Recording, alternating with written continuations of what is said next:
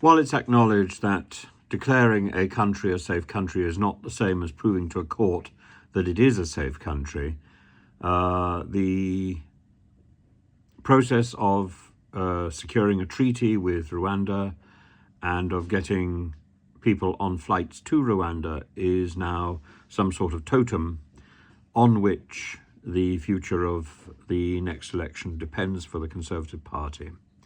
And the Mr. Sunak addressed Downing Street press conference last night.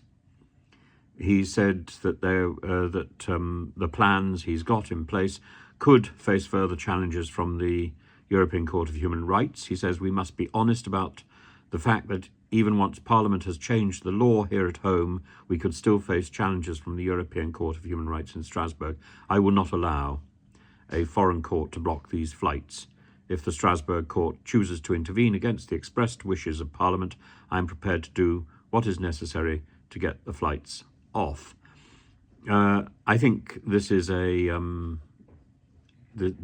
war effectively that he cannot win. If he manages to get one flight off, that will be a pyrrhic victory, and it will be such a mess that he's creating internationally and nationally simply to make that statement, rather like getting anybody into the Bibi Stockholm barge.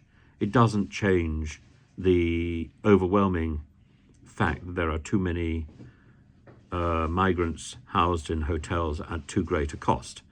And that is going to continue until those agreements with second-rate hotels like the Mercure and Britannia and so on, who are raking in money from these agreements that they made with the Home Office, raking it in. And we need to get migrants out of the hotels and into work and into their own accommodation, and to give them the dignity.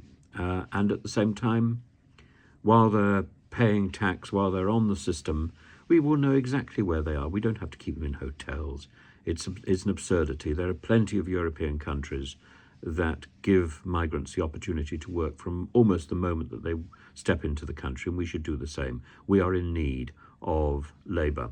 And I was talking to somebody from Uzbekistan the other day, and there's an agreement, an agricultural agreement to come and work in this country for 6 months on farms, not for very much money, but when we've got our own bedrock of workers sitting in hotels doing nothing, frustrated, and we're looking to Uzbekistan for workers to come into the country on really poor conditions to work on our farms. This is nonsensical, utterly nonsensical. Listen to what Jenrick is saying to Andrew Marr here. Planes will be leaving for Rwanda with asylum seekers inside them this spring. Is that a promise from Robert Jenrick? There's no choice.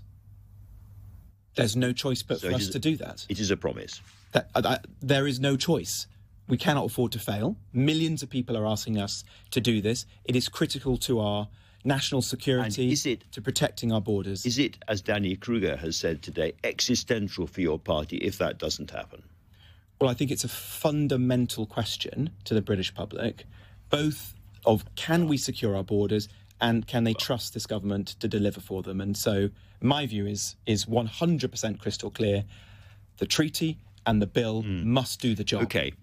And then it will be for Robert, Parliament, Andrew, to ultimately decide. Fundamental is one thing. Existential, as we both know, is something else. Well, I don't see a path to victory at the next general election unless we resolve